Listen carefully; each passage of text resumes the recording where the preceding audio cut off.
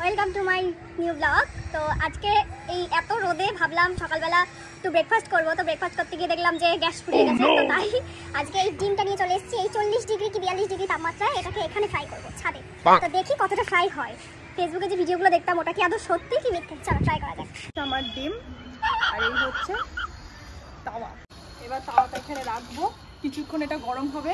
তো তারপরে আধ ঘন্টা পরে এসে দেখছি যে ডিমটা ভাজা হয় কিনা। তো তাওয়াটা এখন আমি কিছুক্ষণ গরম করতে দিয়েছি, কারণ আমাকে অনেস্ট রিভিউ দিতে হবে তোমাদের সাথে, আর অবশ্যই শেয়ার করব সেটা। প্রায় 1 ঘন্টার কাছাকাছি আমরা তাওয়াটা গরম করতে দিয়েছি। তো 1 ঘন্টা হয়ে যাওয়ার পরে ফার্স্টে একটু দিয়ে নিয়েছি তেল, কারণ তেলটা না দিলে কি বলো তো ডিমটা ভালো করে উঠবে না। তো ডিমটা ভাজার জন্য অবশ্যই একটু তেলটা দরকার। আর আমি আজকে করতে যাচ্ছি পোচ। অমলেট তো পসিবল না, তো পোচটার জন্য এখন ফার্স্টে ডিমটা ভেঙে নেব। এইভাবে রেখে দিই, এইভাবেই সিদ্ধ হয়ে যাবে। যাই হোক, চলো ভাঙা যাক।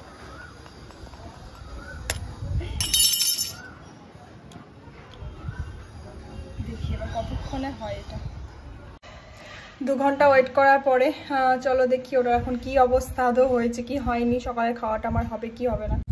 তো এটা হচ্ছে আমার ডিমের এই অবস্থা হয়েছে। এর থেকে আমার মনে হয় না বেশি আর কিছু হবে, থেকে ওয়েট করা আর সম্ভব না। তো এটা তুলি। এগুলো সব মুচমুচে হয়ে গেছে, এগুলো সব মুচমুচে হয়ে গেছে দেখো।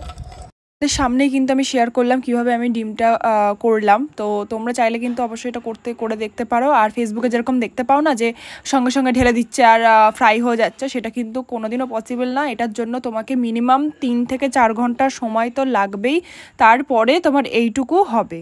আর হ্যাঁ, তোমাদের যদি ভিডিওটা ভালো লেগে থাকে অবশ্যই কমেন্ট করো, আর ভালো লাগলে একটা সাবস্ক্রাইব করে দিও। তোমরা চাইলে কিন্তু এটা ট্রাই করে দেখতে পারো। আর কি তোমরা এরকম এক্সপেরিমেন্টাল ভিডিও দেখতে চাও অবশ্যই আমাকে কমেন্ট করে জানিও, অবশ্যই ট্রাই করে দেখবো।